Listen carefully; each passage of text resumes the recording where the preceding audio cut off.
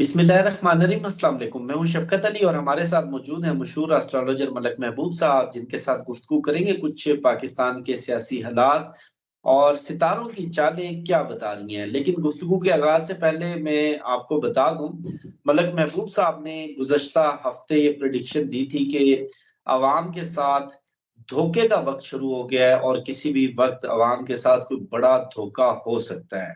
और हमने देखा कि गंडापुर साहब आखिरी लम्हात में किस तरह अवाम के साथ धोखा करके गए। और उसके साथ-साथ उन्होंने गंडापुर साहब के हवाले से ये भी प्रेडिक्शन दी थी जिस रात वो गायब हुए कि गंडापुर साहब इस्लामाबाद में नहीं है, ये कहीं दूर हैं। और बाद में हमने देखा कि वो पेशावर से बरामद हुए और उसके साथ-साथ गंडापुर के हवाले से ये प्रेडिक्शन भी थी कि वो इतना जल्दी मंज़र-ए-आम पर आते हुए नज़र नहीं आ रहे। तो एक सीएम का 26 घंटे तक गायब रहना, मेरा ख़्याल है कि ये काफ़ी ज़्यादा वक़्त है। ये कोई आप लोग समझ रहे हैं कि बहुत सारे लोग कमेंट्स भी कर रहे हैं कि वो तो 26 घंटे के बाद मंज़र-ए-आम पर आ गए, तो 26 घंटे कम वक़्त नहीं है। उसके साथ-साथ डील के हवाले से भी हमने सवाल किया था, तो डील के हवाले से मलिक साहब का ये कहना था कि डील हो सकती है लेकिन चांस कम है। तो आगे का मंज़रनामा क्या होगा, जानते हैं मलिक महबूब साहब से। सर, बहुत शुक्रिया आपके वक़्त का। My pleasure. कैसे हैं शफ़कत भाई आप? सर, मैं बिल्कुल ठीक। अच्छा, शफ़कत भाई वैसे तो कमेंट मैं भी पढ़ रहा होता हूँ, लेकिन मुझे ऐसा लगता है कि कुछ चीज़ें मैं क्लैरिफ़ाई करता हूँ। एक तो जैसे मैंने आपको काफ़ी दफ़ा बताया है कि टाइम ऑफ बर्थ बहुत इम्पोर्टेंट है, किसी भी इवेंट को कन्फ़र्म करने के लिए या आने वाले वक़्त में क्या हालात होंगे उसके लिए। तो मुझे इन्हीं 2-3 दिनों में पाकिस्तान से किसी साहब ने कॉन्टैक्ट किया था और उन्होंने मुझे गंडापुर साहब की डेट ऑफ बर्थ के साथ टाइम ऑफ बर्थ भी बताया है। तो जब मैंने उनका चार्ट दूसरा चार्ट ओपन किया, जो जो पहले पास डिटेल्स थी वो तो मैंने आपके साथ शेयर कर दी थी। तो उसमें मुझे कुछ मामलात बहुत ही डिफरेंट लग रहे थे, जिस तरह के जिन्होंने जैसी उन्होंने मतलब अपनी कार्रवाई डाली है, वैसे हालात दिख रहे थे उस चार्ट में। लेकिन मैं उसके ऊपर ज़्यादा इसलिए नहीं बोल पा रहा हूँ क्योंकि मुझे उनके पुराने इवेंट को मैच करना पड़ेगा कंफर्म करने के लिए कि अब वाक़ई ये गंडापुर का ये जो बर्थ डिटेल है वो सही है या नहीं। तो मैं आपको इसलिए कोई गलत इन्फॉर्मेशन नहीं पास ऑन करना चाहता हूँ। अब आते हैं इस वक़्त जो हालात चल रहे हैं। तो जैसे मैंने आपको कहा था कि मेरे ख़्याल से जो हमने लास्ट व्लॉग एंड किया था उसपे यही एक बात की थी कि जो अगले 2 दिन हैं उसमें मुझे खून-खराबे का थोड़ा अंदेशा लग रहा है और आपने देखा है और मैंने आपको उसी दिन कहा था कि इन्होंने खबर दबाई भी होगी, डेफ़िनेटली पीटीआई के कारकुन भी जाँ बहक हुए होंगे या शहीद कह सकते हैं, डेफ़िनेटली वो हुए होंगे। लेकिन गवर्नमेंट ने अपने मतलब के लिए आपने देखा उसके अगले दिन एक कांस्टेबल का बोल दिया कि वो शहीद हुआ और उसी रात को अल्लाह रहम करे एक हादसा हुआ है कराची में, जिसकी खबर आपके पास आई होगी। तो इन इन एग्ज़ैक्ट 2 दिनों में ये प्रॉब्लम्स तो डेफ़िनेटली आपके सामने आए हैं।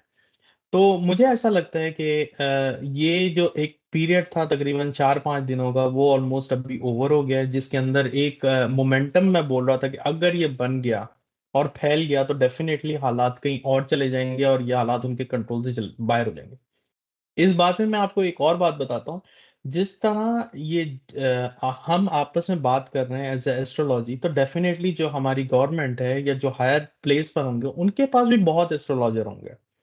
तो डेफ़िनेटली उनके पास डिटेल्स भी होंगी और वो भी ये सब कुछ जानते होंगे। इसीलिए बर-वक़्त उन्होंने ऐसे इक़दामात कर लिए हैं कि मामलात किसी और तरफ निकल पड़े। तो अभी अभी ऐसा है कि जो मामलात हैं, वो आपको वापस से डिस्टर्ब होना शुरू दिखेंगे 9 तारीख के बाद से। जो ये बज़ाहिर हफ्ता है, मैं अभी भी उस बात पे कायम हूँ कि जस्टिस काज़ी नहीं रहेंगे, जस्टिस मंसूर आएँगे और आईनी तरमीम नहीं होगी। अभी जो हालात सुने हैं मैंने हेडलाइन में वो यही है कि आईनी तरमीम के लिए गवर्नमेंट बड़ी कोशिश कर रही है और वो पास हो जाएगी। लेकिन मैं अभी तक अपनी बात पे कायम हूँ, मैं बात जो गलत होती है, जो प्रेडिक्शन पूरी नहीं होती, मैं आपको बोलता हूँ जी वो गलत हुई है, पूरी नहीं हुई। और ये गैब का इल्म नहीं है सर, अगर कोई बोलता है कि मैं 100% बिल्कुल सही बताता हूँ तो डेफ़िनेटली फिर वो उसके पास कुछ और ही चीज़ है। वो मैं एक छोटी-सी चीज़ ऐड करना चाहूँगा। आपने बांग्लादेश के हालात का बताया, मैं तो वहाँ ग्राउंड से देखा है। जिस वक़्त गंडापुर साहब डी चौक पर पहुँचे, तो उनके साथ कोई 4-5 हजार लोग थे, कोई 12-15 हजार लोग ऑलरेडी वहां पर मौजूद थे। और जो पीछे से लश्कर आ रहा था कोई 60-70 हजार बंदों का। तो जिन पुलिस वालों से हमारी बात हुई, वो भी अपने हौसले छोड़ चुके थे, रेंजर्स वाले भी अपना हौसला छोड़ चुके थे, और उनका यही कहना था कि अगर ये लश्कर यहाँ डी चौक पहुंच गया तो किसी के कंट्रोल में नहीं रहेगा, ना रेंजर्स के कंट्रोल में, ना पुलिस के कंट्रोल में, और ना ही आर्मी के कंट्रोल में। और ये फिर पूरे मुल्क में फैलेगा। एक इवेंट ट्रिगर होना था और उसके बाद पूरे मुल्क में कॉल देनी थी, तो डेफिनेटली हालात उसी तरफ बिल्कुल जाते हुए बन चुके थे जो बांग्लादेश में हालात हुए। ये अलग बात हुई कि आखिरी मौके पर फायर फाइटिंग की गई, गंडापुर साहब दगा दे गए या उन्होंने कोई अंडरस्टैंडिंग कर ली। जी, आप हम्म। कंटिन्यू कीजिए। जी, तो यही मैं आपको बता रहा हूँ कि ये चीजें प्रिडिक्ट करना, इन चीजों को प्रिडिक्ट करना, ये किसी भी एस्ट्रोलॉजर के लिए एक मतलब उसके लिए एक प्रोफेशनल लाइफ का स्टेक होता है कि अगर वो सही हो गई तो मसला नहीं है, अगर वो गलत हो गई ना तो वो फिर एक क्वेश्चन मार्क बन जाता है। तो अब आप बताएं, आपके वहां पे पाकिस्तान में जो हालात हैं ऐसे हुए हैं, वो तो आपको ज्यादा पता होगा। लेकिन जो मुझे आने वाला वक्त दिख रहा है ऑलमोस्ट 9 अक्टूबर के बाद, यहाँ से जो है ना मामला थोड़े आपको डिस्टरबेंस दिखना शुरू होगी। मैंने जैसे कहा था कि अभी तो जुपिटर समझे, आज अगर मेरे पास 7 है, आपके पास डेफिनेटली 8 अक्टूबर है। तो 8 तारीख से अब जो है आपको मामला बड़े स्टक दिखेंगे 12 तारीख तक। क्योंकि इस टाइम में जुपिटर जिस पोजीशन पे है वो स्टेशनरी हो जाएगा। वो कहीं ना आगे फॉरवर्ड होगा ना बैक फॉरवर्ड होगा। तो ये जो टाइम होगा, इसमें कोई मुझे ऐसे मेजर इवेंट होते हुए नहीं दिख रहा है। मेजर इवेंट से मुराद ये कि कोई डील क्रैक हो गई या किसी ने किसी को, मतलब जो भी वो करना चाह रहे हैं, I don't know, law and order की सिचुएशन, वो मुझे इन दिनों में दिखती नहीं है। लेकिन ये है कि हो सकता है जो कानूनी मामलात हैं वो चलते रहेंगे। अच्छा, आपने प्रिडिक्शन और भी की थी एससीओ इजलास के हवाले से, और आपने कहा था कि अल्लाह करे गवर्नमेंट ये खुद कैंसिल कर दे, अल्लाह करे ये ना हो। तो जी। चाइनीज इंजीनियर्स का और सिटीजन्स का आपने हवाला दिया। कराची में जो बम ब्लास्ट हुआ उसमें 4 चाइनीज इंजीनियर्स की डेथ हुई है, और वो इसी डेलीगेशन का हिस्सा थे। और कम से कम 30 अफराद जख्मी हुए हैं। तो ये तो आपकी बात बिल्कुल, आपकी प्रिडिक्शन भी ठीक साबित हुई। बहुत बड़ा क्वेश्चन मार्क लग गया हमारे जो सिक्योरिटी अरेंजमेंट्स हैं एससीओ के लिए। हम्म। और होने से पहले बड़ा डेंट पड़ा है ये तो हमारी तैयारियों पर। जी, वो इसलिए सर मैं आपको 2-3 वीलॉग में आपको एग्जांपल दी थी कि जो हमारा पाकिस्तान का जो नक्शा है ना सर, उसके अंदर एक नॉर्दर्न एरिया और एक बलूचिस्तान, ये दोनों जो एरियाज है ना, जिस दिन भी ये अगर बैलेंस हो गए, अपने रास्तों पे चल पड़े, अपने रास्तों से मुराद ये है कि अपनी तरक्की के रास्तों पे चल पड़े, नॉर्दर्न एरिया फिर भी डेवलप हो रहा है, आगे बढ़ रहा है। लेकिन जो बलूचिस्तान है उस पे कोई इतनी मतलब नजर नहीं है लोगों की, या यूं कह सकते हैं वो डेवलपमेंट के हिसाब से बहुत पीछे है। तो आपको ये एक चीज नोटिस की होगी, दो वाकयात हुए हैं, एक बलूचिस्तान की साइड पे हुआ, सिंध में हुआ नो डाउट, लेकिन वो बलूचिस्तान के उसमें पड़ता है अगर लैटिट्यूड लॉन्गिट्यूड के हिसाब से देखें तो। और दूसरा वाकया नॉर्दर्न एरिया में हुआ। तो ये दोनों जो एरिया थे ये डेफिनेटली बहुत एक्टिव थे प्लैनेट की पोजीशन से।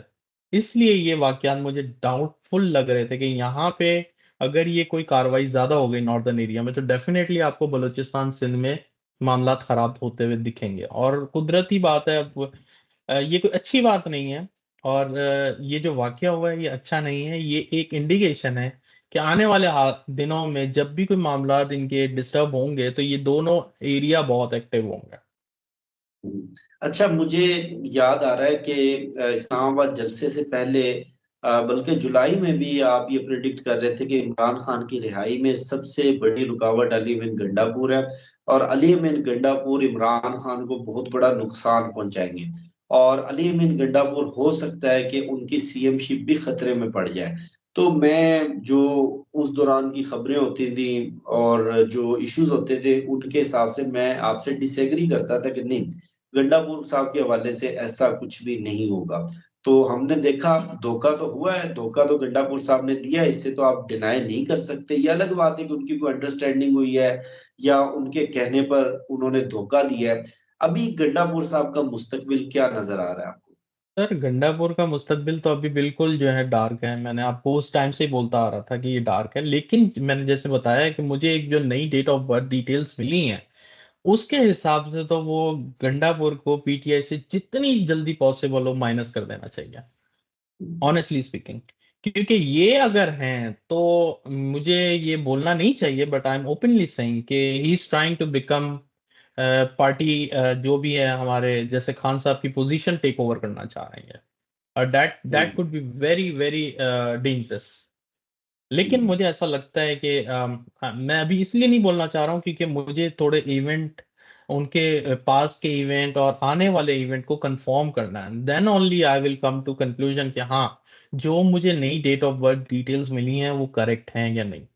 लेकिन जो उनकी पुरानी डेट ऑफ बर्थ थी जिसपे मैं प्रिडिक्ट कर रहा था, अभी मुझे नहीं पता वो सही है या नहीं, लेकिन मुझे उस टाइम से ही लग रहा था कि इनका चार्ट वीक है, ये प्रॉब्लम बनेंगे और बनाएंगे भी।